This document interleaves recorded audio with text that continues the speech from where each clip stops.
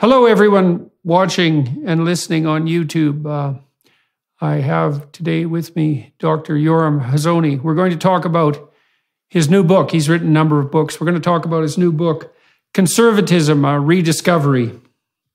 And I'm very much looking forward to that. He's quite a scholar of conservative thought, political thought in general. And so I hope to learn a lot today while I have the opportunity to sift through his knowledge. Welcome, Yoram. It's good to see you. Hello, Jordan. Good to see you. So let's talk about your book. Why a rediscovery? I think most people at this point have figured out that we're undergoing some kind of cultural revolution, and I think this hit a high point 2 years ago in 2020 when people started getting fired from prestigious academic positions and media positions for holding, regular liberal positions that people had had for decades. And I wrote this book in order to try to make some order in this cultural revolution. These woke neo-Marxists are obviously not liberals. And it seems that the old liberalism doesn't have the fight and the firepower to be able to roll this back. And the question I think everybody needs to be asking is, what kind of a force would be strong enough to stop it? Everybody talks about all the things that the left is doing wrong, and of course that makes sense. But if we're thinking about opposition to it, the question is what kind of force is going to be strong enough to stop it? And I think to discuss that, you have to go into conservatism. How would you characterize what's happening on the left, do you think? I mean, what's the nature of this cultural revolution? Since after World War II, I think both in America and across Europe, there was a kind of a consensus, which all the major political parties, all the major cultural streams agreed on a kind of a liberal framework. You can call it an Enlightenment liberal framework. The basic idea is that what you need to know about politics is that human beings are by nature free and equal, that they take on moral obligations and political obligations on the basis of consent. And that was assumed to be sufficient in order to guide the political world. So there were disagreements within liberalism, progressive liberalism, and libertarianism and classical liberalism, but the basic framework held for 60 or 70 years. And now, I think the most important thing to understand is that liberalism, which, in a lot of ways, it's very well intentioned, it's very, very noble, but it assumes that children, when they're being raised, that they don't need any kind of traditional guidance. They don't need any kind of customary framework, what people call guardrails today, that are inherited and are consciously inculcated by parents, by churches, by schools. The assumption was, and I think for many, many parents still is, for two generations, the assumption was you tell your kids when they're growing up, look, whatever makes you feel good, whatever fulfills you, whatever it is that gives you meaning in life, that's what you should do, and the important thing is to be happy. And that sounds really nice. But as you know from your work and your studies, when you raise kids like that, a great many of them simply reach a kind of a dead end. Whatever makes you feel good, well, they don't know what makes them feel good. And into that vacuum steps in this woke neo-Marxist movement, which has answers. It gives people answers, and the surprise is that all of these mainstream liberals thought that if you just told kids, use your reason, think for yourselves, figure it out for yourselves, we trust you, that everybody would sort of come to something normal. But it turns out that that's not true. When you tell all the young people for two generations, just think for yourselves, whatever looks good to you, it turns out that a great many of them are much more attracted to Marxism, and some of them even to fascism, than to the mainstream liberalism. So that went on for 2 generations, and now it's collapsed. I mean, basically, 2020 was the year that the hegemony of the mainstream liberal ideas came to an end. There's still obviously lots of liberals running around, but in terms of the assumptions of the society, right now we actually have this woke neo-Marxism seeking to impose a new hegemony, and they're frighteningly close. So it seems to me that you could make a case that classic liberalism worked because it was running on stored cultural capital in some sense. Is that when the institutions that you're speaking about were more or less intact, so that would be church, let's say, family, stable monogamous heterosexual marriages, and civic society, membership in clubs and that sort of thing. When all of that was functioning, then in principle, it was possible to treat people like they were autonomous, reasonable individuals, because you had already laid the groundwork for something approximating a shared ethos. But as that evaporated, because people became more atomistic and hedonistic, then the shared ethos started to deteriorate and other idea sets became more attractive. Does that seem approximately correct? I think that's exactly right. I would just add the loyalty to a national framework, to a nation. So basically, if people are raised with loyalties to family, to a congregation, to a community, and then to a larger nation, then they know something about where they are. You know, they can criticize, they can argue about, you know, how are we going to organize these loyalties? How can we improve things? But exactly as you said, if they don't grow up with those things, if those things are no longer clear because the cultural capital, as you say, is running down, the inheritance is basically being spent, and once that inheritance is gone, then there are no limits. There is no framework. There's no common sense. I mean, what we call common sense is always the common sense of a particular nation or community or family. And once those things have broken down, there is no common sense, and people actually are willing to consider, you know, just about any crazy, evil thing. In an economy as volatile as this one, it's important to have control when you're making a big purchase like a new car. That's where Carzing comes into play. Carzing is completely changing the way you buy a car online. An online car shopping website with millions of listed vehicles, Carzing works with over 25,000 dealers nationwide to help you find your dream car. By partnering with credit agencies, lenders, and dealerships, Carzing provides you with everything you need before stepping foot into a dealership. Their mission is to make auto financing quick and easy while providing a modern, hassle-free way of shopping for cars. Their innovative technology and financial tools provide consumers with the ability to instantly pre-qualify online without affecting your credit score. Plus, you can search for vehicles with instant financing details including down payment, monthly payment, term, and APR. Once you find your dream car at your ideal budget, all you have to do is bring your saved deal voucher with you to the dealership to finalize your next ride. Carzing offers transparency to the max. You know your purchasing options before you set foot into the dealership, which makes the whole process so much more convenient. Visit carzing.com/Jordan today to skip the guesswork and find the best deals near you. That's carzing.com/Jordan. So I've been thinking a fair bit about the potential contribution of I would say clinical and counseling psychologists to this mess, because there was a tremendous emphasis probably throughout the whole 100-year course of the development, say, of clinical psychology and clinical psychiatry on sanity as something in some real sense internal to the individual.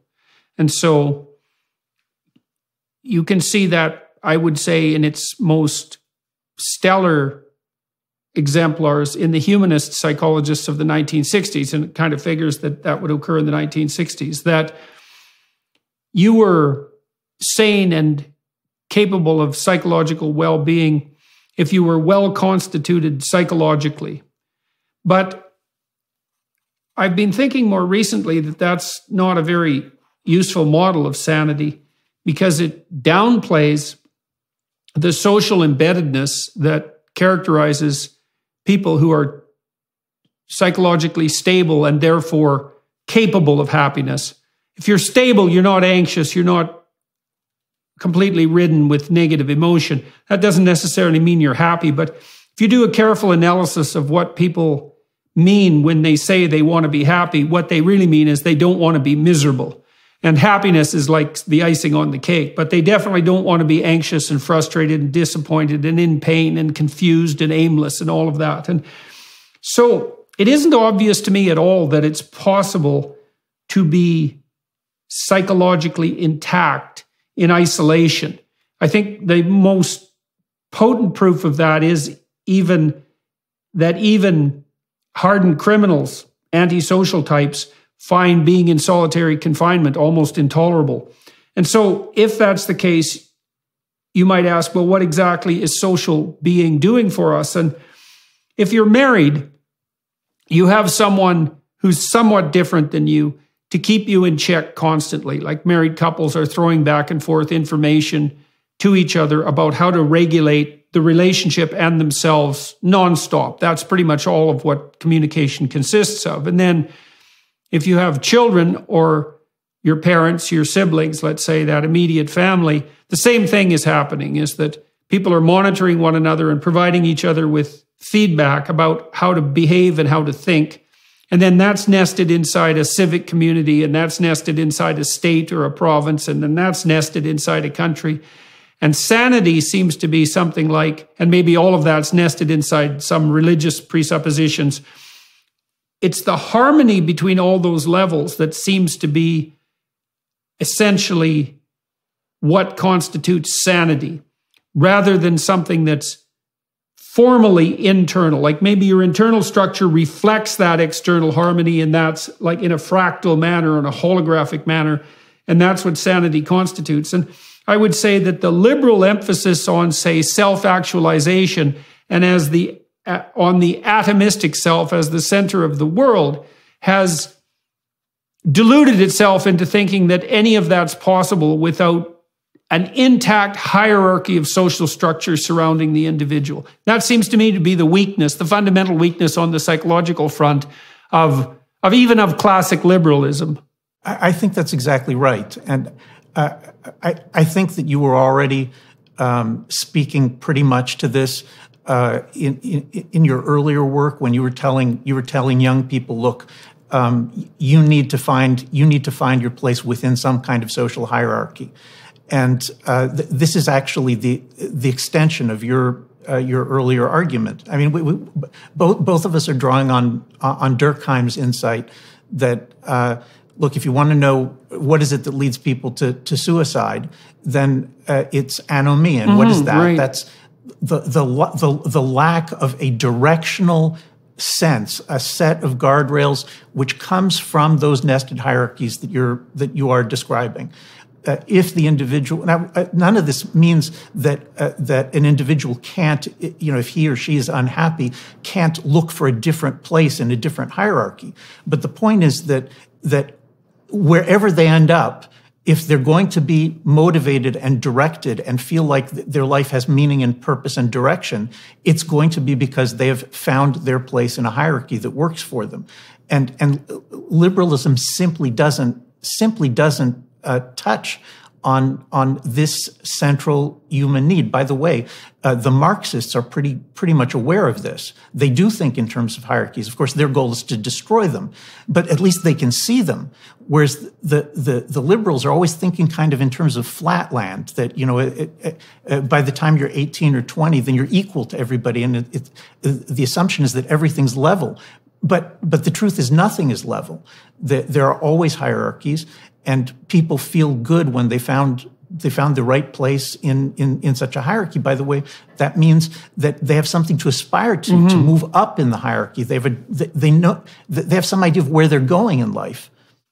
Yeah, well, you just spoke of guardrails and direction, and that seems about right to me. I mean, when I worked as a clinician and I was trying to understand what made for a good life, let's say when I was dealing with people who were depressed, because well, often they didn't have the necessary guardrails or direction, and that was part of the reason they were depressed. I mean, depression is complicated, and there's many reasons for it, but it does seem to me to be an incontrovertible truth, and I think that my audiences have responded very well to this proposition, that almost all the meaning that you find in your life that isn't merely a consequence of a narrow and short-sighted hedonism is found in the service you provide to the people who are in your social networks.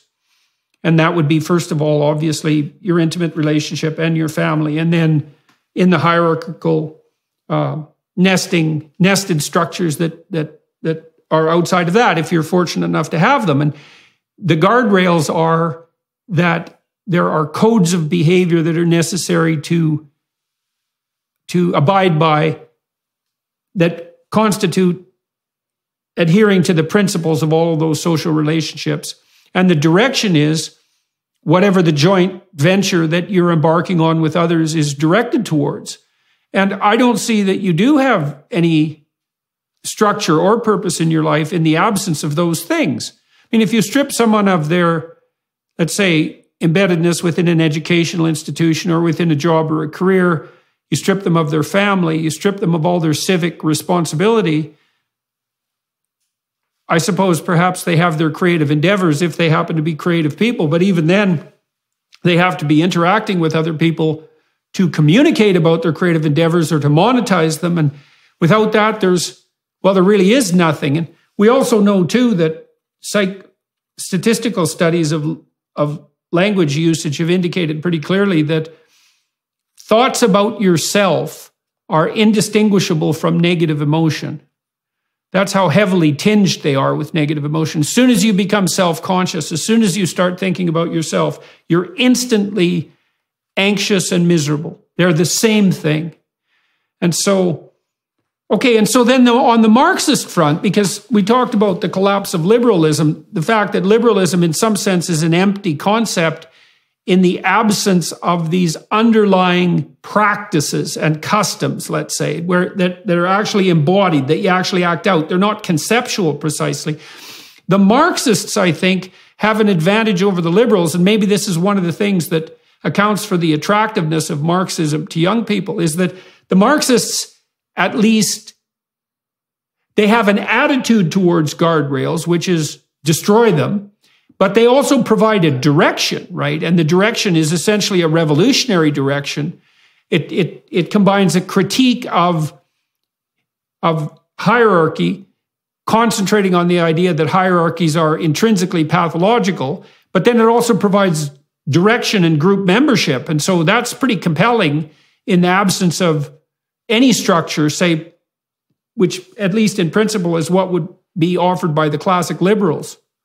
Right. But notice that, this issue goes all the way back to Marx. Notice that the theory is that hierarchical structures and competition between groups always means that there's going to be oppression, and the goal is always to overthrow the dominant hierarchy.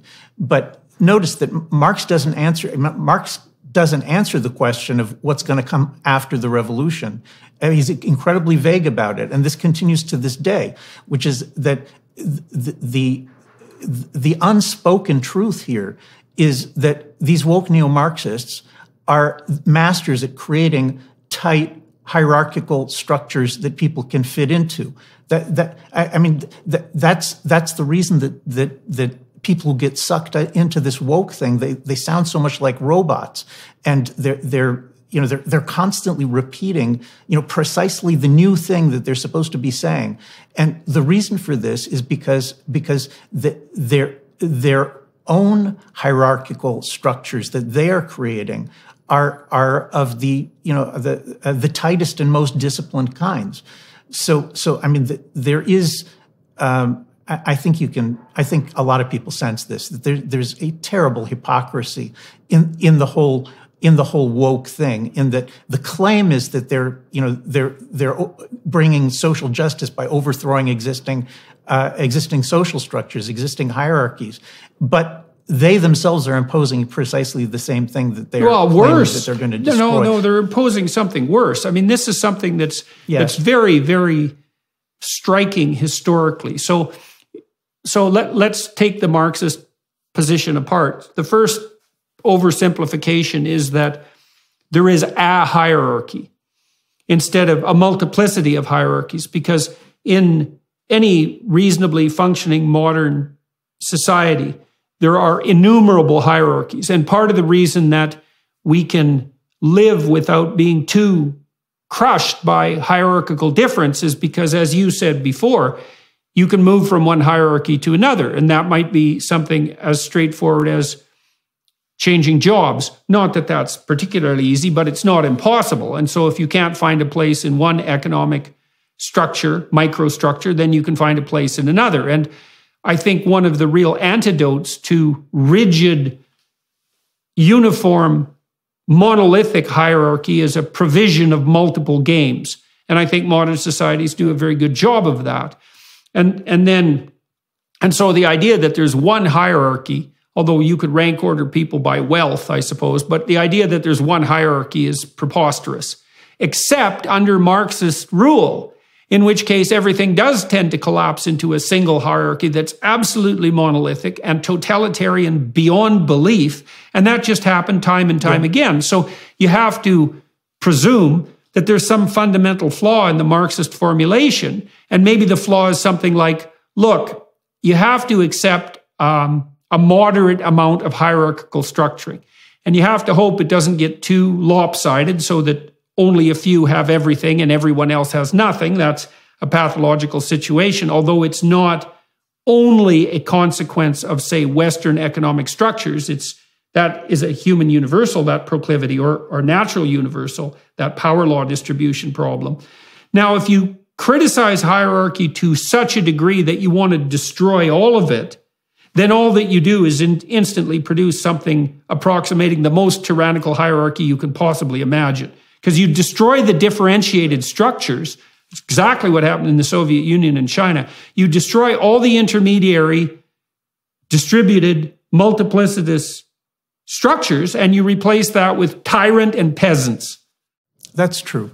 But let me push back just a little bit, because I think that a healthy society is one that certainly has a competition of multiple tribes, maybe different religions. I think these things are probably more important to people. People's identities are more tied to regional, ethnic, religious groups than they are to what job they have. Mm-hmm, and so what I meant about when I said that people can change is that it's always possible if you don't like your nation to move to a different nation. If you don't like your religion, you can convert to a different religion.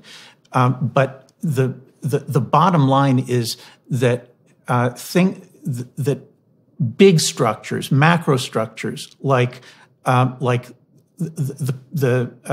hierarchy that constitutes a nation, those are the things that are missing, I think, from the liberal picture. Of course, a healthy nation, and I would insert the word conservative, is that the difference between a Marxist view of the hierarchical power structures within nation and a conservative view is that a conservative says, look, there's always going to be groups that are more powerful than others. There's no such thing as no hierarchy. There's always going to be a competition among groups, and some groups are going to be more powerful than others. Like the Anglo-Saxon Protestant grouping within the United States for most of its history. And so there are going to be groups that are more powerful than others. But that doesn't mean that the most powerful groups have to oppress the other groups. In a conservative society, there's an ongoing negotiation among the different groups. There's a jostling and a competition, just like in family life. There's a constant bickering and jostling among children for position, and even between a husband and wife. The reason husbands and wives bicker is the reason they squabble is because there's a constant trying to find a place where you feel like you're being properly honored, you feel like you're being properly respected. And in a traditional conservative society, what's going on is that you inherit certain ways of structuring things, and then you can adjust them, you can try to correct them. But the goal of the conservative society is to have a distribution of honors, a distribution of justices, of what people get and where they get placed within the society. And that distribution, the conservatives claim, it doesn't always have to be evil, like the Marxists say. It doesn't always have to be oppressive. You can have a situation in which the more powerful groups understand that they have a responsibility to the weaker groups. And you can argue about exactly what that is.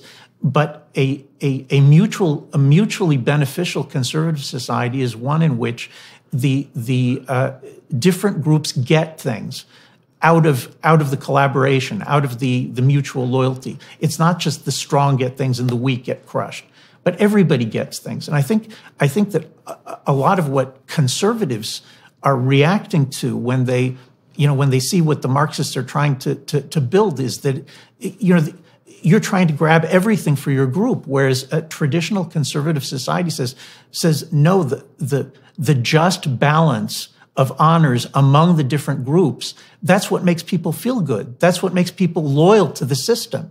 Otherwise, there is no loyalty to the system. There's just oppression.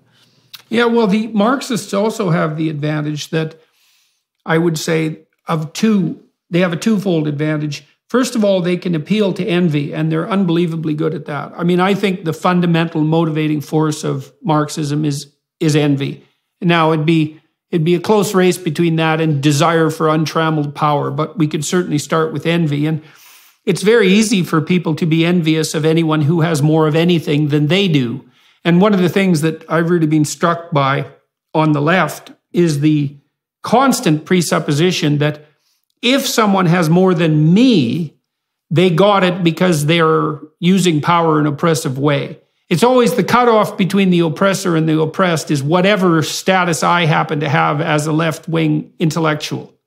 Because I got what I have honestly and through hard work and diligence, but anybody who has more than me obviously took it from the people who are lesser than them.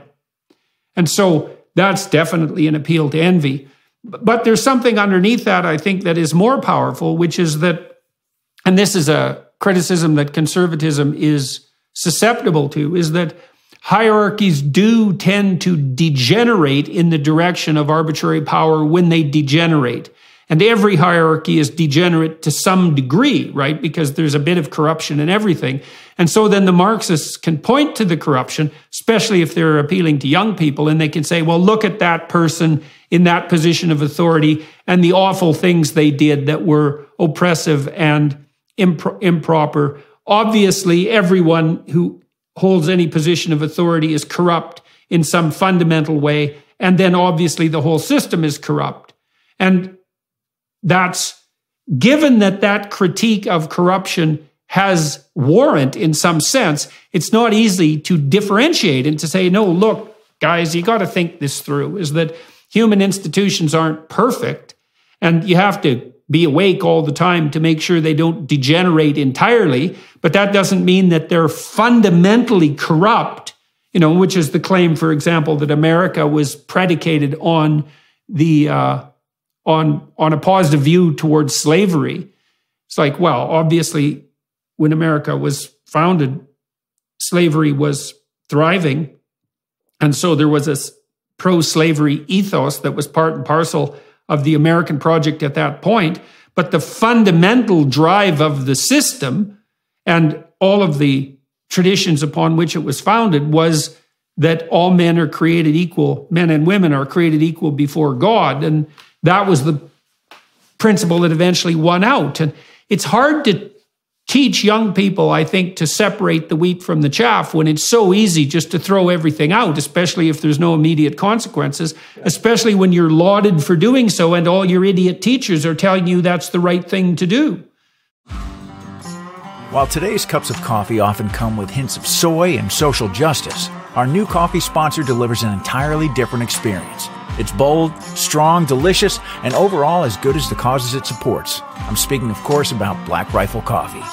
Many of you know about Black Rifle already. It's a veteran-founded and operated coffee company who have made it their mission to hire 10,000 veterans, and they're well on their way. By purchasing from Black Rifle Coffee Company, you're directly supporting the military service community. But what about the coffee itself? Well, it's bold, strong, and really good. Go to blackriflecoffee.com and use promo code Jordan for 10% off your first order, or when you sign up for a new Coffee Club subscription.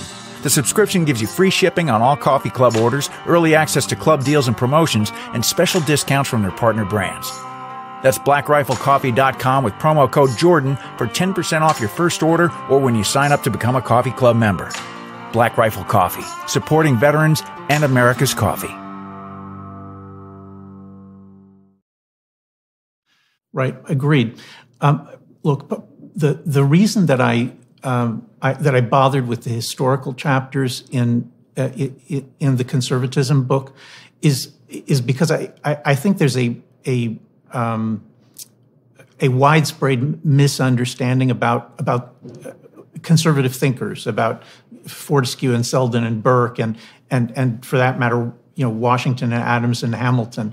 There's kind of this assumption that if you're a conservative, then you just think that whatever exists is fine and it doesn't need to be repaired.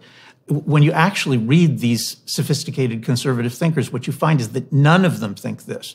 The actual view is something much more like what you were describing, that there's corruption in everything, but more than that, every good system decays. Every good system runs down. This is an integral part. You just see this over and over again in Anglo-American conservative thinkers.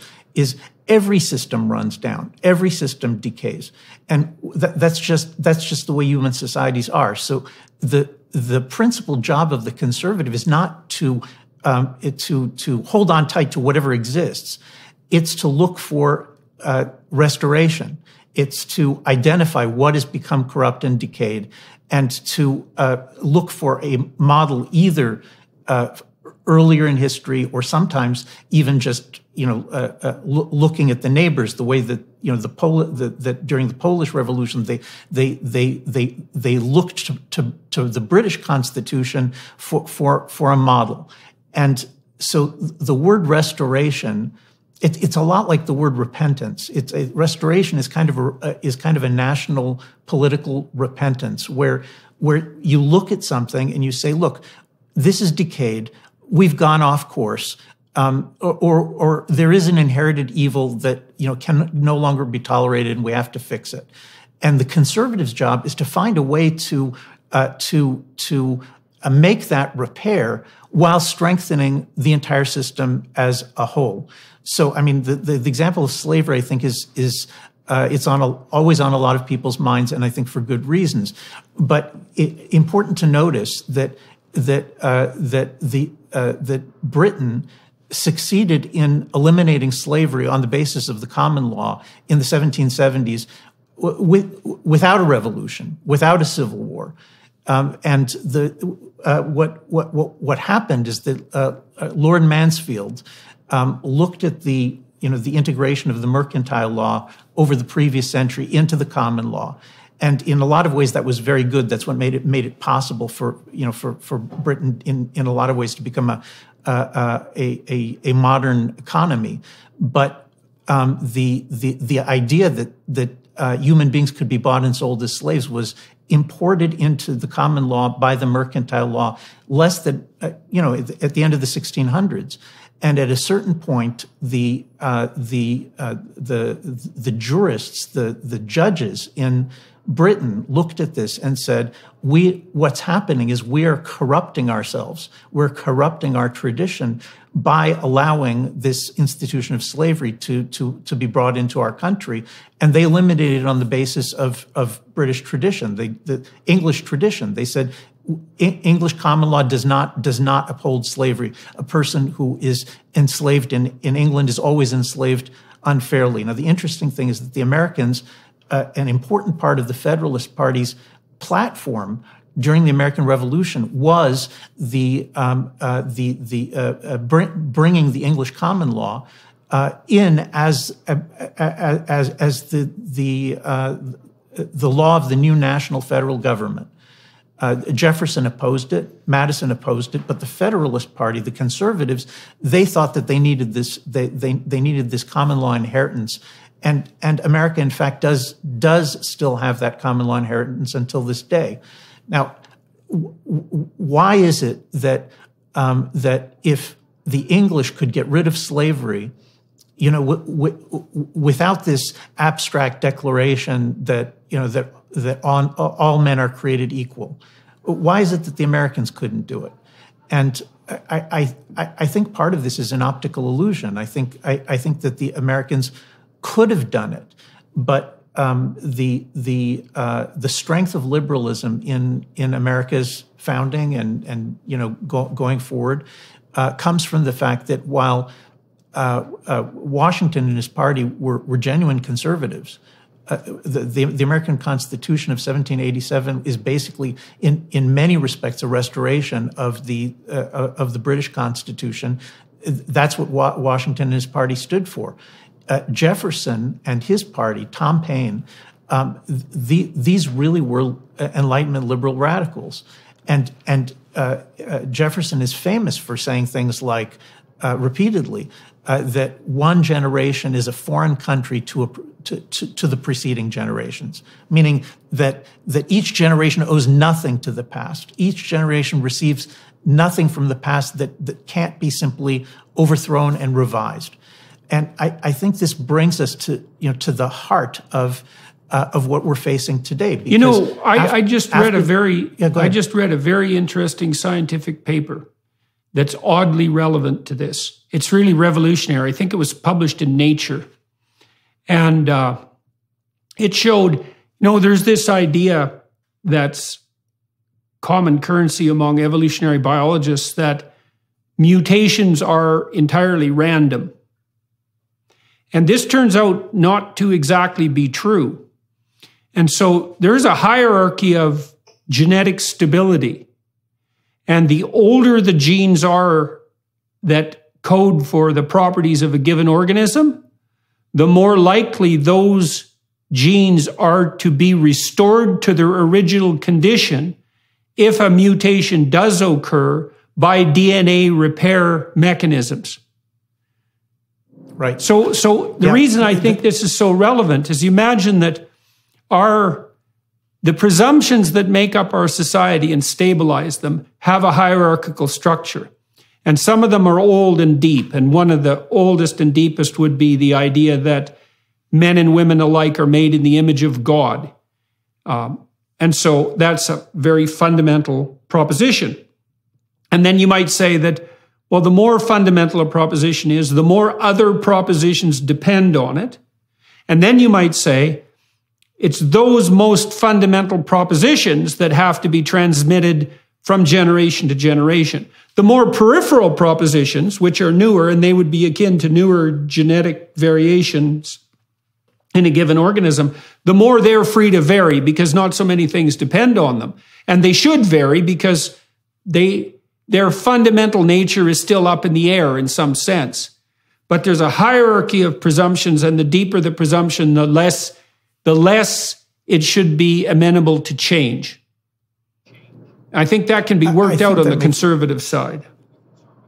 I think so. I think you're describing exactly what I'm describing, just from another field. Yeah. By the way, there's this really fascinating passage in Hayek, in Friedrich Hayek, who the great economist and liberal thinker from the middle of the last century.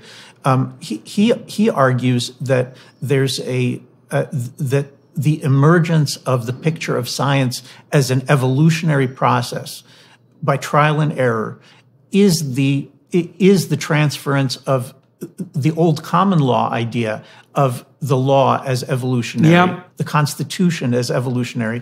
The transfer of that was completely natural, for English and Scottish thinkers who knew that the law was supposedly evolved this way, to begin thinking in the same way about science as trial and error, and that obviously could easily have inspired Darwin as well. Well, then we could think about English common law the same way. So English common law, tell me if I've got any of the details of this wrong, but basically under the English system, the presumption is human beings have all the rights there are intrinsically.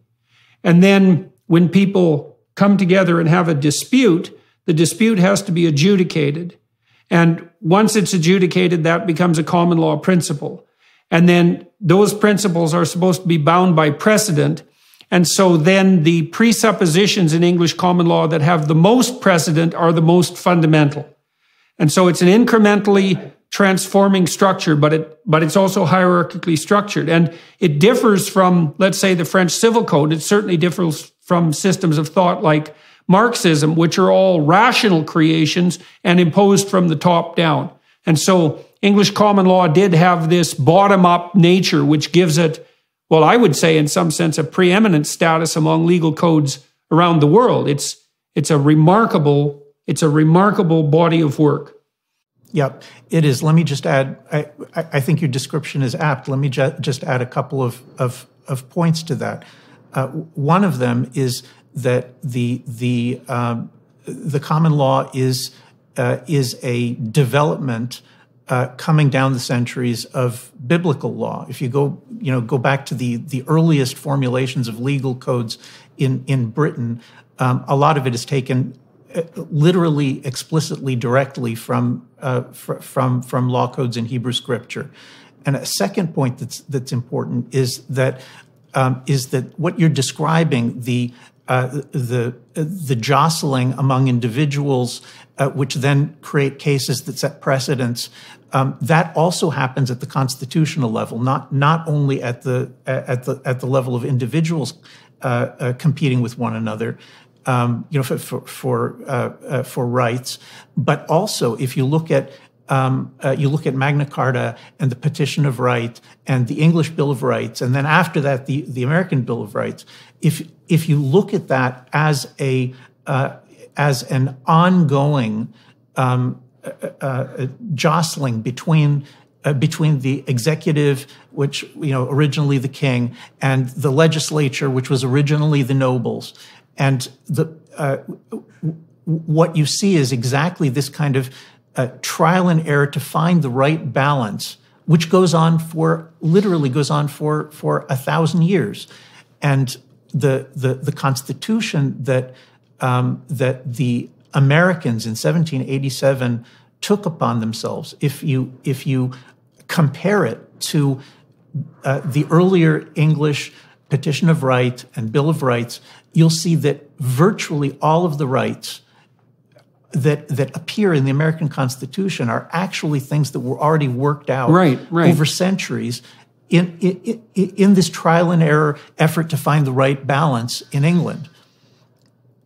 So this means Jefferson is wrong because he didn't, in the manner that you described, that each successive generation is a foreign territory compared to the previous, because he's not taking into account the hierarchical nature of fundamental social presuppositions. And so he might be correct on the fringe and the periphery, but at the core, he's wrong. And the case that you're making is that while you have the American constitutional axioms, let's say, including expanded to include the Bill of Rights, but that's grounded in English common law. That's a consequence of centuries of trial and error it's not, it's trial and error in a very particular way, because imagine that you and I have a dispute and we 300 years ago, and we go in front of an English court. The court has to rule in relationship to the dispute in a manner that's commensurate with all previous rulings of that broad type. And then the rulings have to be consistent enough with grounded human intuitions of what constitutes a just settlement, so that when the settlement is handed down, the parties involved actually find it acceptable enough not to degenerate into murder. That's super well said. I think that's exactly the point. And if you now want to ask, let's say that we go with Jefferson for a moment, and we say, actually, using reason, like we can just come up with what the right answer is in the 1700s. We don't need the 800 years of trial and error before that. If you go with Jefferson, where you end up is with a view that says, look, I exercised reason. I don't need tradition because I can exercise reason. I don't need an inheritance of ideas and principles and precedents because I can just use reason. If you go in that direction, what happens is that even though your intentions are liberal and not Marxist, your intention is just to allow people to be free of previous generations. That's all, to think for themselves. If you do that, then what you will come up with is something that it runs down. It actively, aggressively runs down the inheritance of common sense and precedents and intuitions that people have gotten. Well, and then you end up with, what is this logic? What is this reason that the liberals are stressing precisely? I mean, if you investigate that from a psychological perspective, I mean, you could think about it as the application of pure logic, but that's foolish because people just aren't that logical, and very few people are trained to think logically in any case. And then with regards to reason itself, unless you're a radical empiricist and you believe that the pathway forward and the guardrails are self-evident as a consequence of exposure to the facts, which is naive beyond belief, then your reason is an empty concept. Because, I mean, if we're reasoning with language, let's say, which would be the most reasonable way of reasoning, because you can communicate with other people that way. Every single bloody word you use was crafted by other people. Every phrase has a history. Every sentence is a fragment of a philosophical tradition. And then every profound idea is very unlikely to be original. And so the very tools of reason itself are established by not only by tradition, but by an unbelievably profound hierarchical consensus, because you and I couldn't even speak unless almost everything we said to each other was comprehensible because of our shared set of assumptions. Again, we can play on the fringes, right? I mean, as long as we're 99% in agreement, we can talk about the 1% where we differ and we can nibble away at the edges. But if we were radically different in our orientation and our individual reason, we couldn't even talk. Right. By the way, this point is already made explicitly by Selden, John Selden, the great common lawyer and constitutional scholar, in the early 1600s, that every single word that we use is something that was crafted by previous generations, and that's the basis for our capacity to be able to live together. Now, to go back to your a question that you started with, if you have a society that has a common inheritance, okay, now I'm not saying that everybody has to agree on everything, but there is exactly, as you said, there's an inheritance in which 90% or 95% or 98% of what we think has been inherited, and we agree on it, and then we argue, as you say, on the fringes. That is a very good description of a successful, cohesive polity in which there are competing parties in which there are, you can have democratic votes, you can have transitions from the rule of one party to another, but all of this depends on a mutual recognition among the different parties that they're part of one inheritance, and that they're willing to honor one another, because even though they disagree, they may hate each other, but they understand that they're part of one structure, as you said, one inherited logic. And what we've done today is to say, no, we don't need any of that. Yeah. We don't need any of that. It doesn't matter how much of it you uproot and throw out, because we trust the new human reason that the revolutionaries are going to come up with to be something better than what we inherited. Well, I think you really see this. I really believe that you see the most egregious example of this in our willingness to redefine the meaning of man and woman.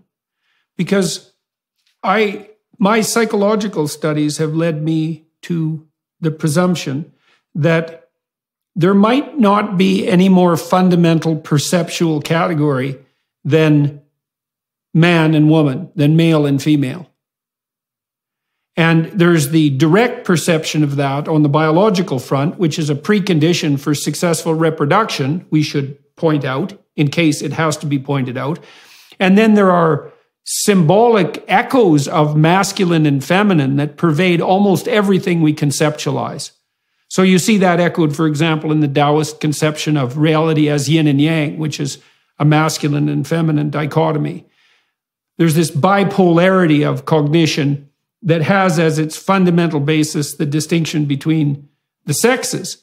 And, when Canada moved in 2016 to force the reconstruction of pronouns onto unsuspecting population in the name of compassionate narcissism, I thought, well, because this is such a fundamental cognitive category, if we introduce entropy into it, if we introduce disorder, then we're going to destabilize those who are already quite disordered, and the most likely to be destabilized in that manner would be adolescent girls, because there's historical precedent for that.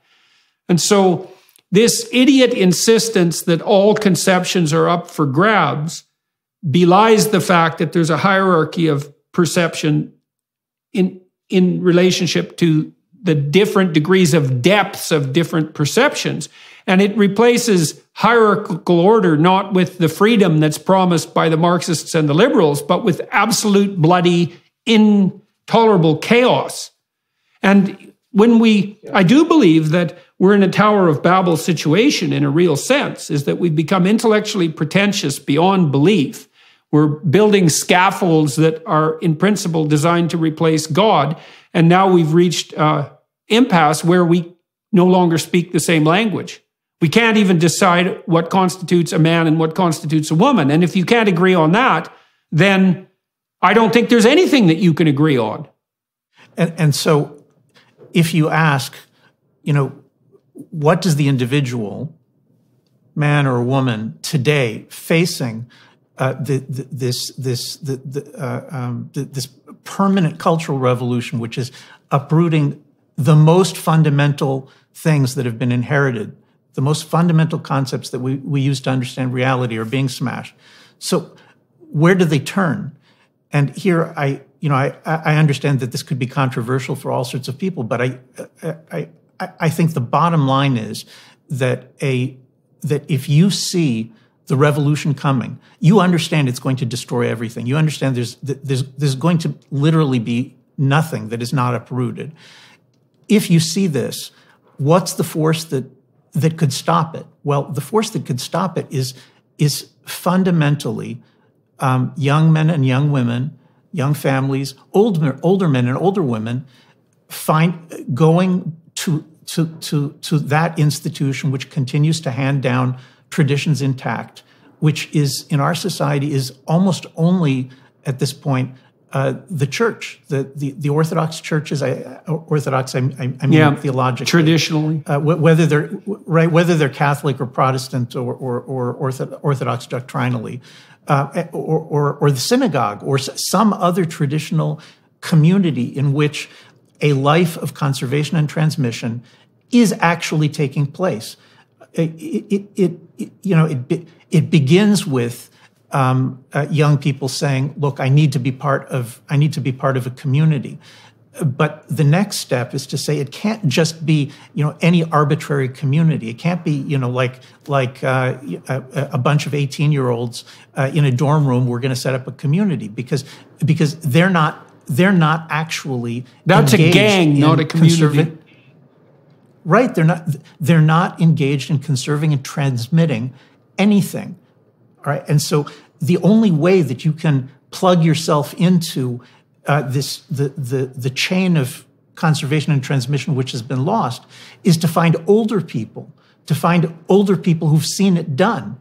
I mean, you're not going to be able to keep a marriage together if you don't have actual living models of older people who have succeeded in keeping a marriage together, so you can see what it's like, so that you can pick it up from them. And the same thing is true for everything else. If you want to save yourself, right? And I mean, I think this is true nationally also, but at the moment, if you as an individual, you want to save yourself. Now, I'm not talking about the Christian question about like your eternal salvation. I'm Jewish. I'm talking about you want to save yourself in this life, in this world. All right. And then what you're going to have to do is you're going to have to, I know this is difficult, but you're going to have to go to older people who have a functioning congregation and say, look, I'm coming here to learn. I'm not coming here to judge you. I'm not coming here to preach the things I believe. I'm coming here to learn how a life of conservation and transmission used to work. I want to learn that to see whether I can be part of it. Right? That is a very big change. The best way to fight the oncoming revolution is, as you say, the oncoming chaos is with order, and but you can't create that order yourself. You have to be a part of some existing order, and luckily it still exists.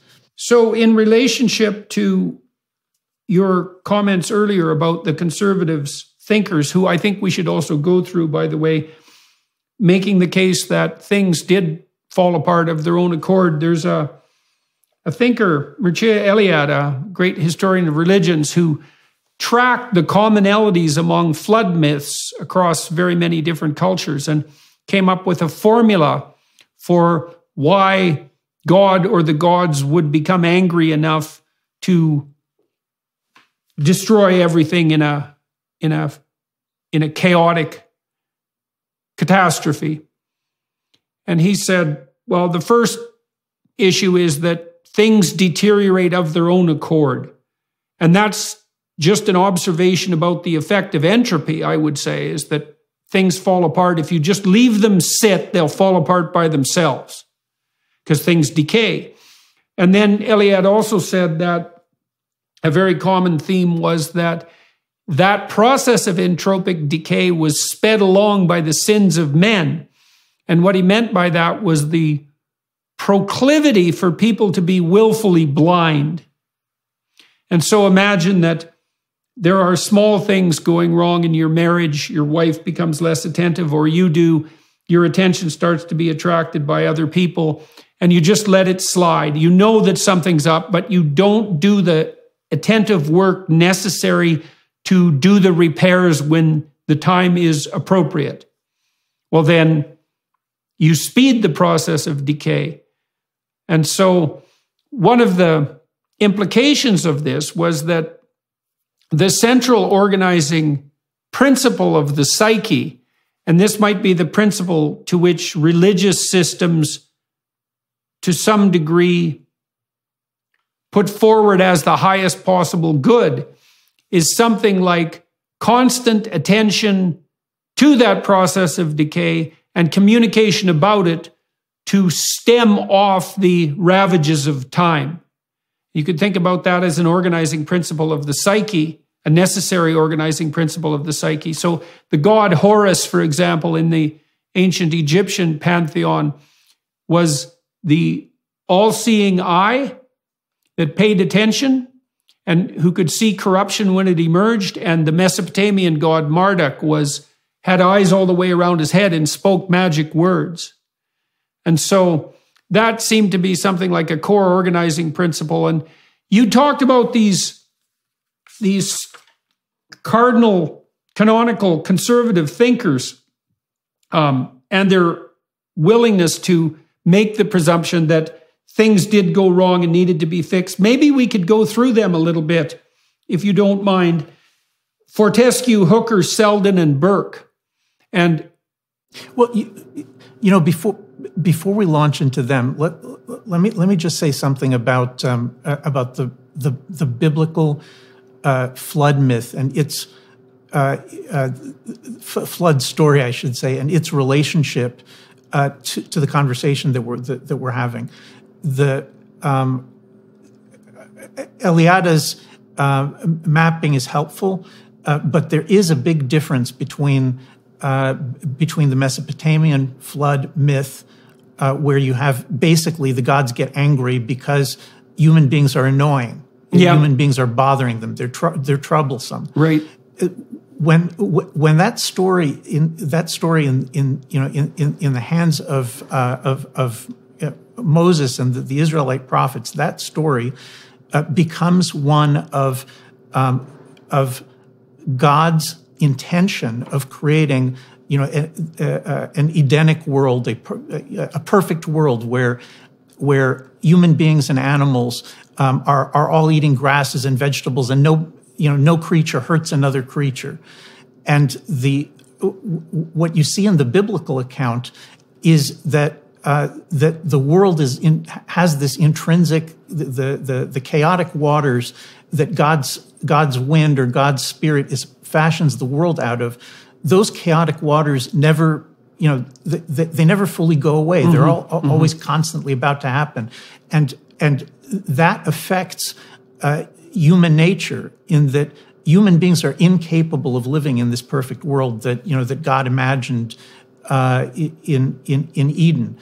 The flood story actually has almost the opposite meaning, because what God discovers from the flood is that he thought that he was going to give Noah and Noah's children a chance to create the perfect world. The moment that the flood is over, Noah starts getting drunk. There's sexual impropriety. There's also there's all sorts of awful things that immediately happen to Noah, who is supposed to be the best of human beings, and that creates a religious framework in which God says, all right, I can't perfect the world. I have no way of perfecting the world. It's not within my power to do that, which is not exactly the way that it's often presented, but that's what it says in the text, is that God doesn't have the power to create a perfect world, and he needs human beings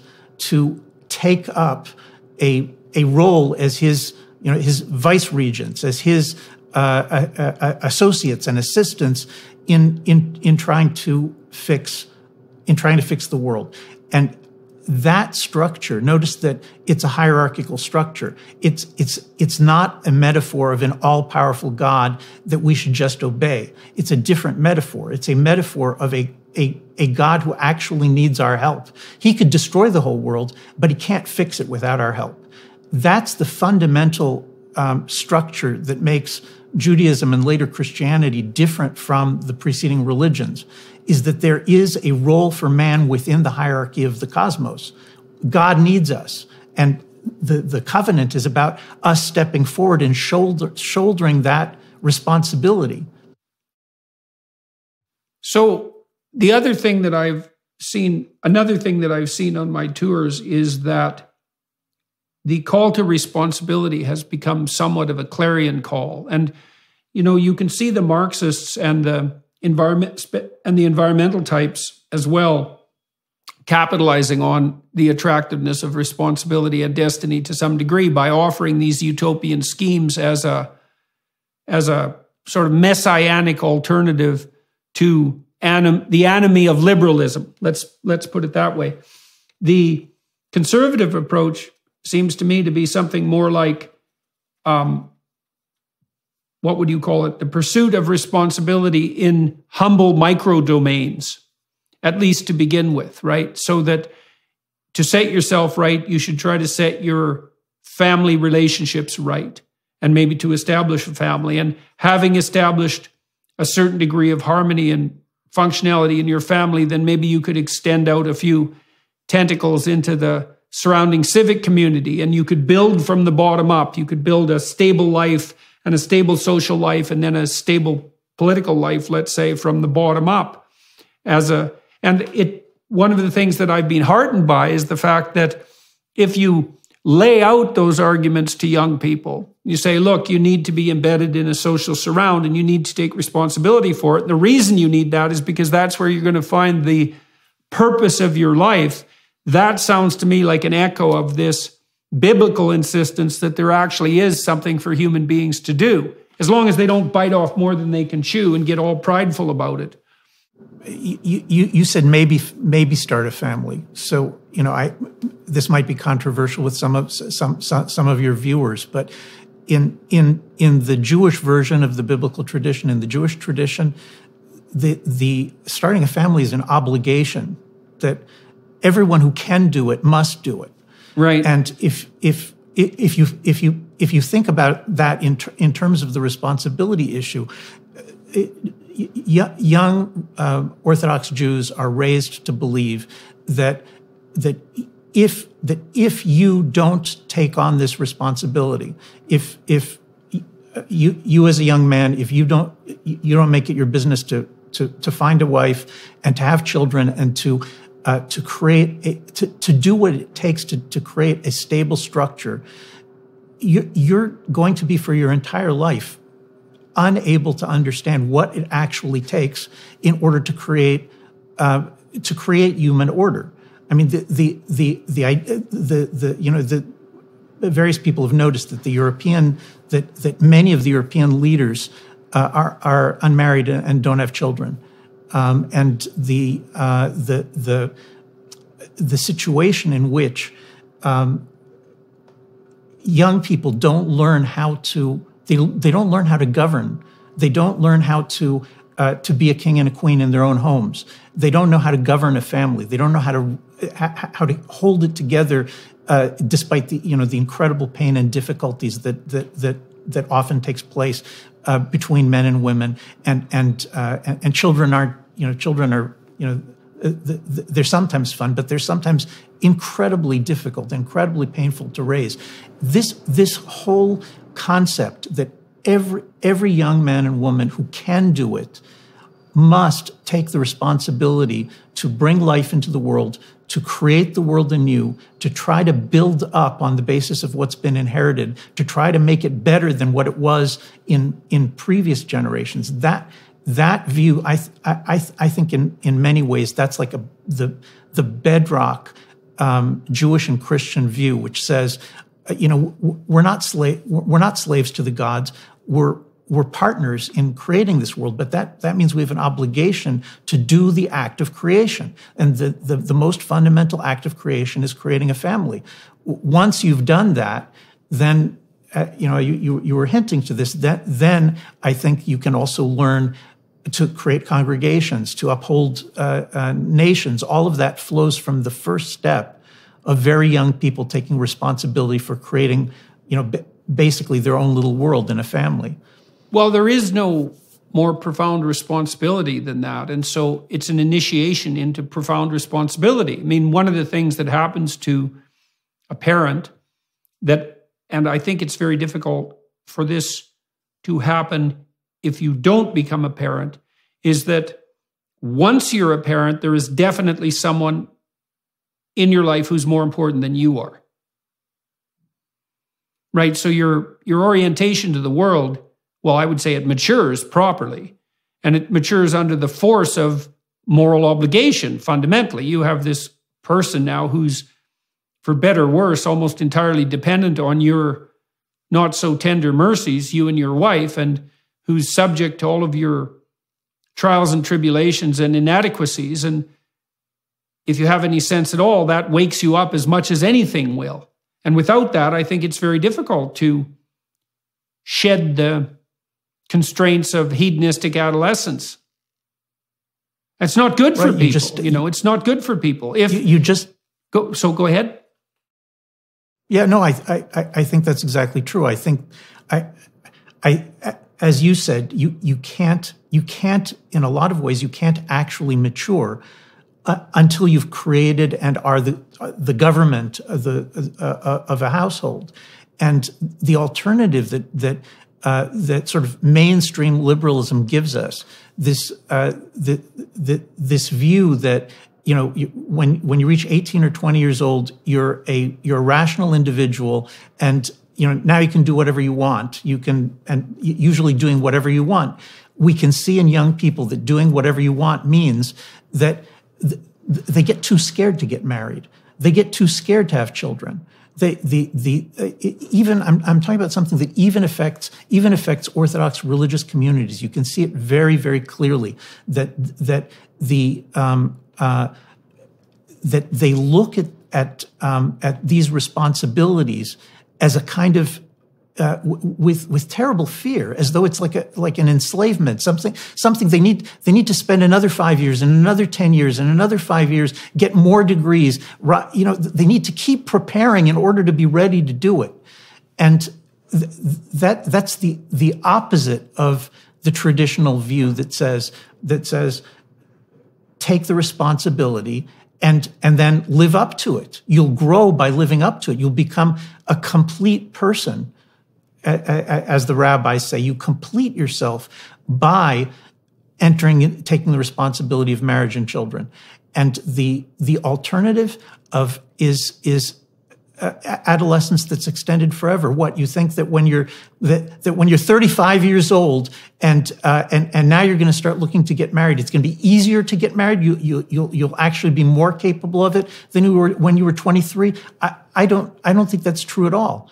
I think what you learn during those extra 10 or 15 years of adolescence is to just care for yourself instead of to learn how to create something, to learn how to command something. That idea also highlights, in some sense, both the practical necessity and the inevitability of faith or the lack thereof. I mean, many things in your life you have to throw yourself into without first knowing that you can do it. And I don't mean to do that in an impulsive and foolish manner, like heedless of all risks.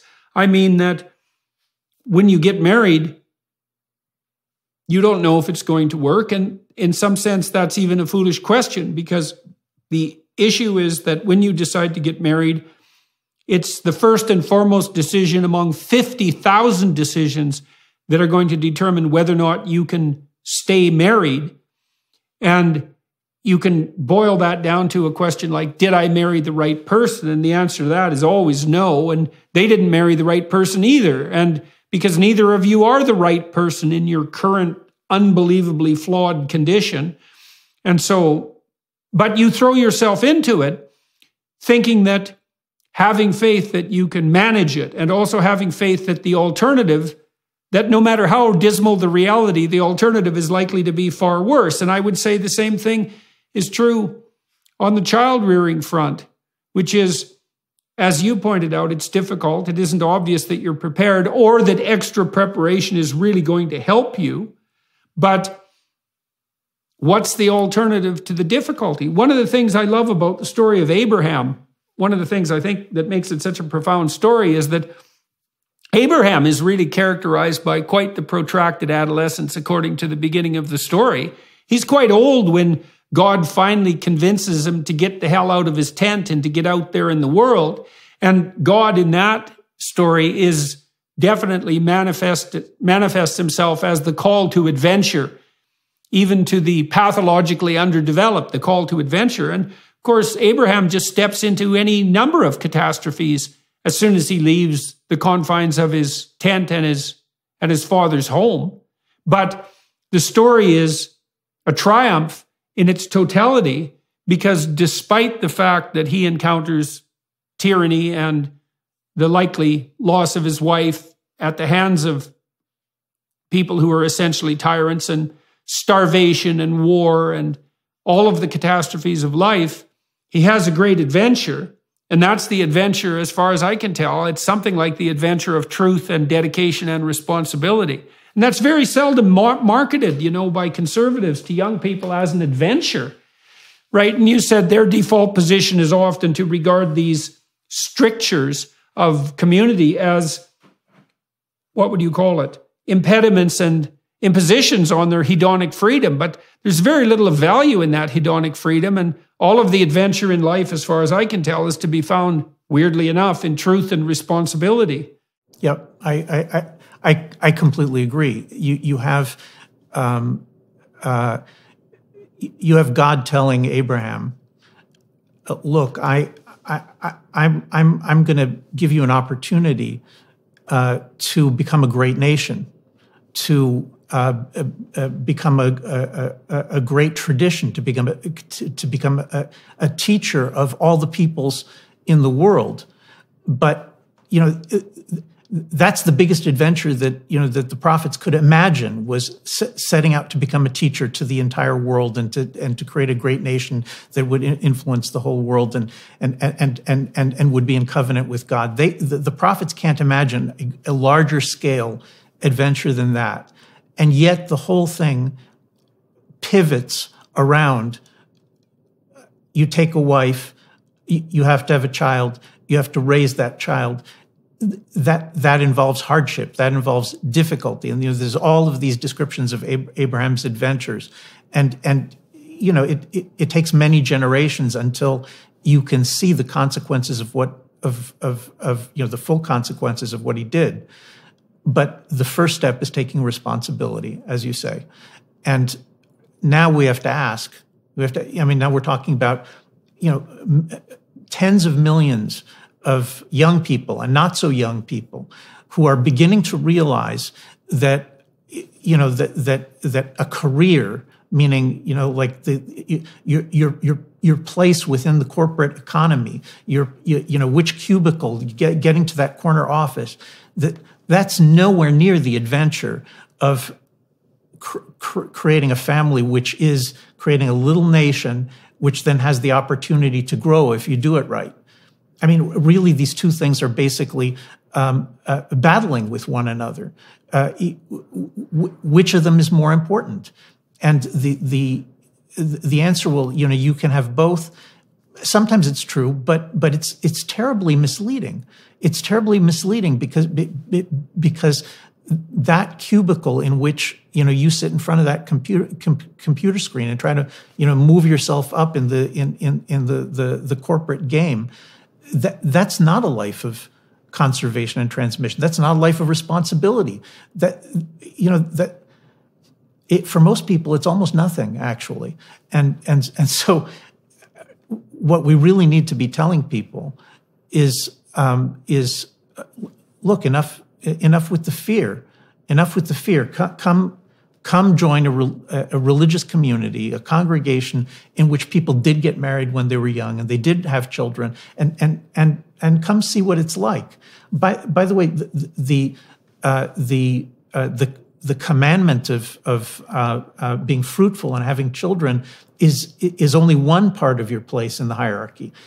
Another part of your place in the hierarchy is the commandment to honor your parents, and that also is something that young people find incredibly difficult. Whenever I speak in front of young audiences, the moment that I mention, honoring your father and your mother, honoring your teachers, immediately somebody says, well, only if they deserve to be honored, right? I mean, you're not talking about honoring them, if they're terrible. And of course, that loophole basically allows, every single individual young man and woman in the audience to say, well, my parents are, I judge my parents, they're not worthy of being honored. That it begins by going away to college and you don't need to talk to them anymore. And it ends by putting your parents in an old age home and paying somebody else to take care of them in old age. Again, just simply dumping responsibility on somebody else, paying somebody else to take the responsibility. And both parts of this, the fear of bringing children into the world, but also the refusal to admit the biblical truth that you have a lifelong obligation to honor your parents, your father and your mother. You don't choose whether to have that obligation or not. This is like, this is both barrels against the fundamental assumption of liberalism, which is that you choose your obligations. But you don't choose your obligations. You don't choose which family you're born into. You don't choose who your parents are, or who your brothers are, or who your sisters are. You don't even choose who your children are. And so all of these in the end are unchosen obligations. And the question is, are you strong? Are you going to develop the strength of personality, the power and the wisdom and the ability to uphold these responsibilities in a way that's impressive and classy and powerful and it can also be magnificent. You get to a certain age and you've got all of these decades of I think of my my aunt and uncle who they're in their 80s now, and Orthodox Jews in Israel, and they took a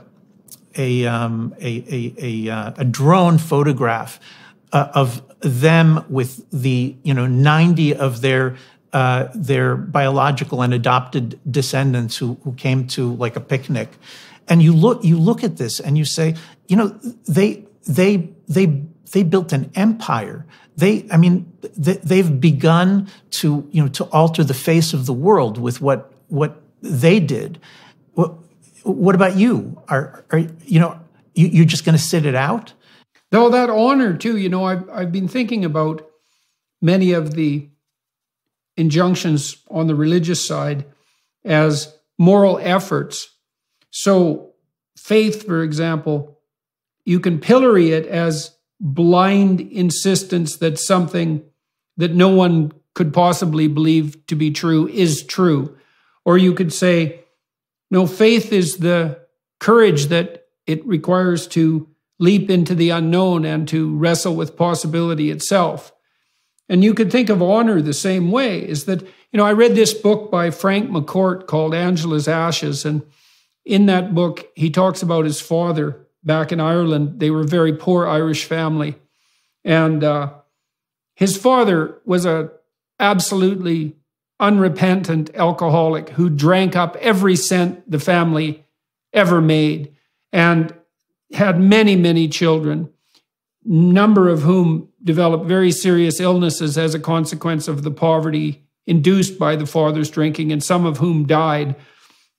And Frank had the wisdom, even as a young man, to sort of divide his father into two parts. There was sober, useful, productive, encouraging morning father, and then there was nighttime and binge father. And he did everything he could to extract out the encouraging patriarchal spirit from the best that his father had to offer. And it seems to me that that's something like honor. And to honor your parents, to honor your wife, to honor your siblings is to have the best in you serve the best in them. It's something like that. It's active, right? It requires effort, like courage requires effort. It's not something you do blindly and foolishly. And so when people say, well, my parents have done things that make them less than honorable in my eyes, there's two rejoinders to that. The first is, well, and what makes you so perfect? And so who exactly is it within you that's doing this judging? And second, you have an obligation to work as hard as you can to foster the best in other people, and that would include your parents and your siblings and the people that you were close to. That's something you really work at, and that's the honoring. When my wife and I got married, to speak personally for a bit, one of the things we did decide was that we were going to honor each other as husband and wife. And so we tried very hard, for example, not to put each other down, particularly in public. And that wasn't because we weren't often irritated with one another, because obviously if you live with someone, irritation emerges. It's because you have a duty to honor your wife or your husband. And if you don't uphold that duty, then you denigrate the relationship and you make yourself look like an utter fool too. If you don't treat your wife with a certain amount of respect, well, first of all, it does her no good, but it also does you no good. You entered into the relationship. You have a moral obligation to keep it as pristine as you can in your public utterances. And that's part of the necessary responsibility that provides a scaffold for the relationship. Same with your parents. Yeah, I would add that it's not just the public utterances. I mean, of course. There's everybody at this point has, these Hollywood images of, happy marriages, which just sort of like magically everybody's having a good time, and unhappy marriages where people are constantly insulting and abusing one another. And what is missing from, this simplified version of marriage is that, you simply don't have to say everything you think all the time. And part of, an integral part of liberalism is I want to express myself. I feel something, so I want to say it. I want to tell people with the assumption being that if you say everything you think, then you'll persuade the other, your wife or your parents, you'll persuade the world of, the truth of your view. But, empirically we say, we can see that isn't remotely true. If you say everything you think all the time, then what happens is that you hurt your wife over and over and over again, and you bring her to the point where she, even the things that she could do, that you want her to do, she finds painful, and she starts hurting you back. I mean, the whole traditional view that honoring means sometimes you don't say the truth. Okay, I'm not saying that you should lie to your wife or your husband. God forbid. I'm not talking about that. But I'm saying that for every 10 criticisms that come to you of about your wife, it might be that only one of them is worth saying, and that one maybe shouldn't be worth saying. Shouldn't be said now. Maybe it should be said later. Well, there's maybe it should be said. There's empirical data on that. So if you track the utterances of married couples and then you use the utterance tracking to predict the longevity of the relationship, it was found that if the relationship deteriorates to the point where there's one negative comment for every 5 positive comments, then the relationship doesn't maintain itself. So 20% negative is too high. But interestingly enough, there's a bound on the other end too, which is that if the positive to the negative exceeds 11 to 1, the relationship also tends to deteriorate. And so it's something like judicious communication, right? You don't have to make a case that every time something irritates you, that turns into a war. But you can't be a pushover or someone who is naively blind and expect the relationship to maintain itself as well. So this is actually one of the central arguments that I make in my conservatism book, which is that honoring, which is purposely trying to in Hebrew the word is lechabed for honoring. The word is to literally make someone heavy. In English we can say the certain statements or certain words were significant. Here we're talking about making an individual significant by making them weighty, giving weight to their words, saying it was important that you did that. It was good that you did that. This is actually the key to creating a loyal relationship. People don't feel loved if they're not being honored. People don't feel good if they're not being honored. If they're not being honored, they begin to hate. They begin to resent. And so you can say this with respect to husbands and wives. You can say this with respect to children relating to their parents. But you can also, take a look politically at what's happening in America, what's happening in other democratic countries, where the competing political parties, the competing tribes, no longer honor one another. Right. And all you need to do is to go back to the the Nixon Kennedy debates from the 1960s, or the Reagan Mondale debates from the 80s, and just look at those videos of the way they treat one another. It may be that in their hearts they hate one another and they think they're dangerous people, but look at the way they talk. They're constantly giving honor to the other side because they value the fact that if the other side wins, then they're going to be the loyal opposition. They'll do their best to honor them until the next election. Hopefully they'll win. I don't want to turn this into something like, too dreamy or utopian. But the difference between, that kind of politics and the politics we have today, which consists, of this constant drumbeat of insult, abuse, slander, dishonoring one another.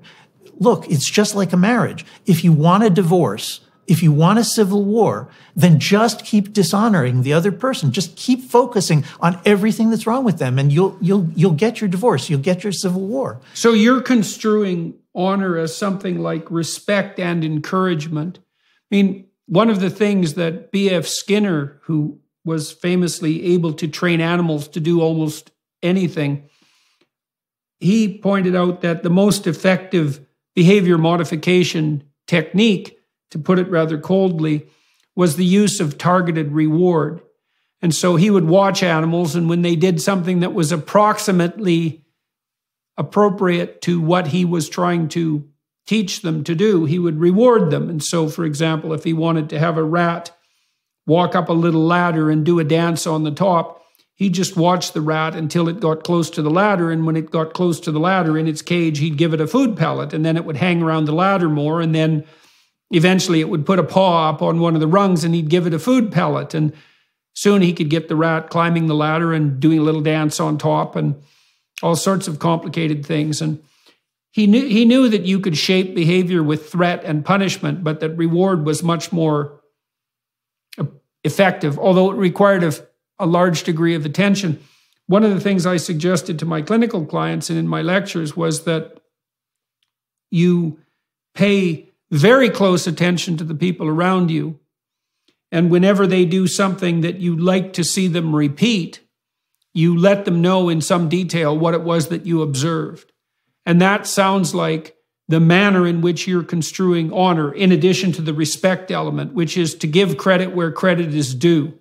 Yeah, this is not simply give credit where credit is due, because as we said before, if your mindset is I'm judging, I'm critiquing, then you'll easily destroy. You'll just destroy your parents' worthiness in your own eyes, your wife's worthiness in your own eyes. Your political rival's worthiness in your own. If that's what you're doing, saying, well, I'm going to judge where it's due all the time, you're not going to make it. You're not going to succeed in doing the action, the biblical action of giving honor. The biblical action of giving honor is to elevate someone, to make them feel like they are important and worthy. Not for you to judge whether they're worthy, for you to make them feel that they are worthy.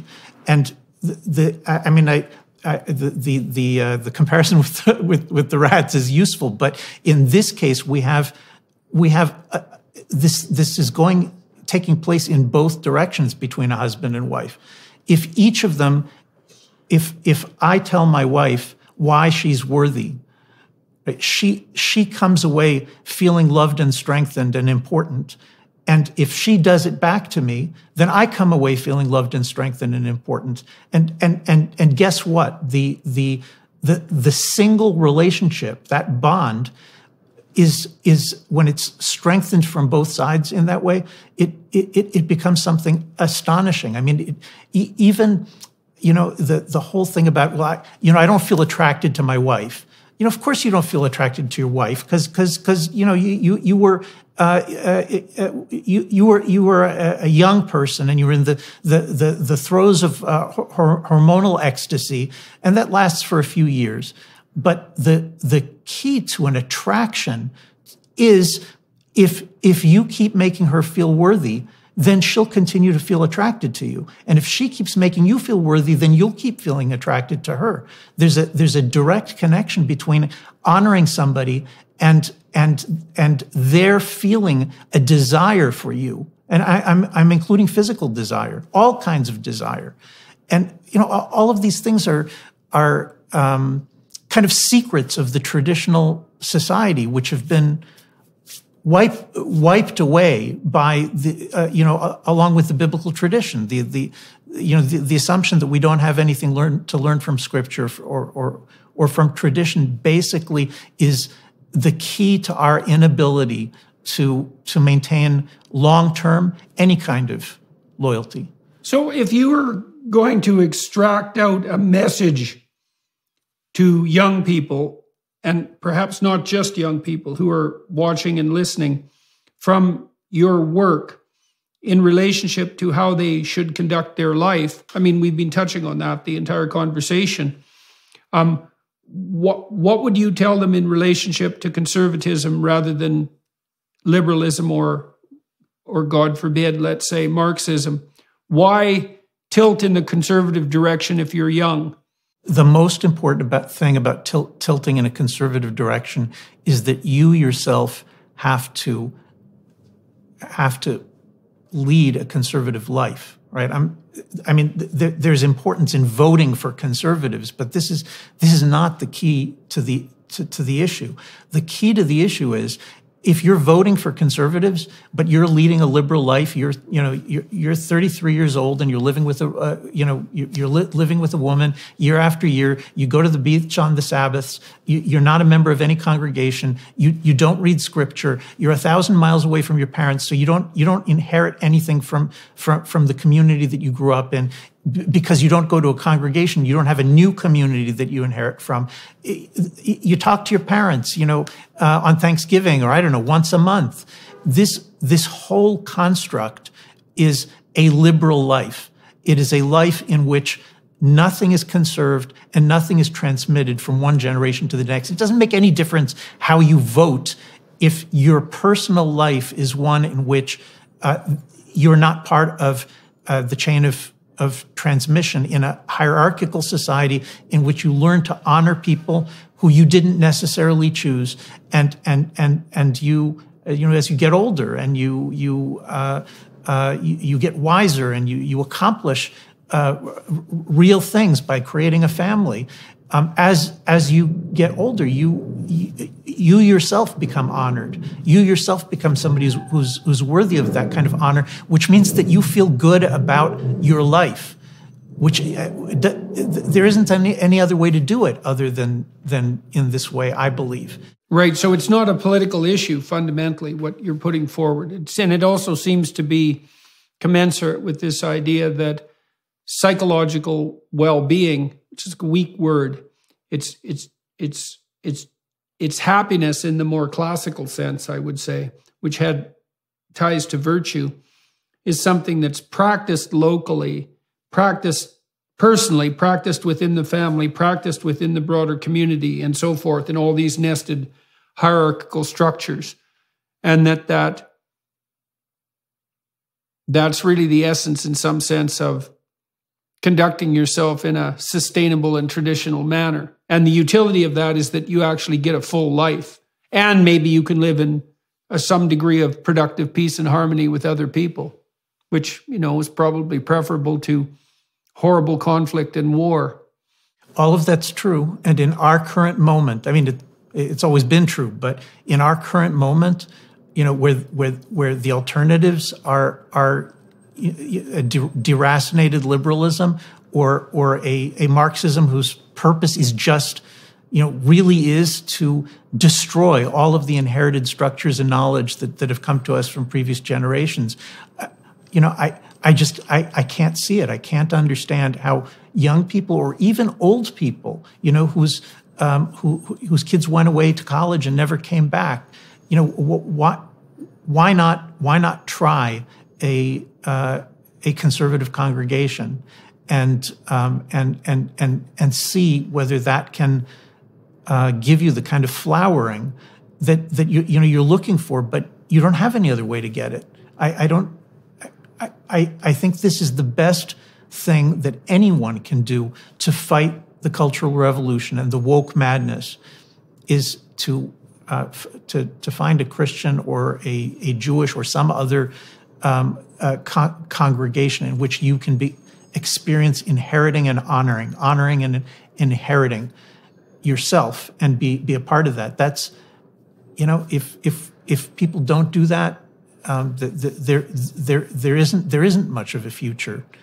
Well, that's a salutary place to draw this conversation to a close, I would say. I'm going to talk to, for all those who are listening and watching, I'm going to talk to Dr. Hazony for another half an hour on the DW Plus platform. I use that time to wander through my guest's biography. I'm very interested in what sets people on a particular path, and also interested in sharing what you might describe as the wisdom of success with as many people who are inclined to listen and watch. And so that'll happen on the Daily Wire Plus platform. In the meantime, thank you to all of you who are watching and listening. Your attention is much appreciated. And thank you, Dr. Yoram Hazony, for speaking with me today and for sharing your thoughts with the listening and watching audience. Much appreciated, sir. My pleasure. Thank you. Hello, everyone. I would encourage you to continue listening to my conversation with my guest on dailywireplus.com.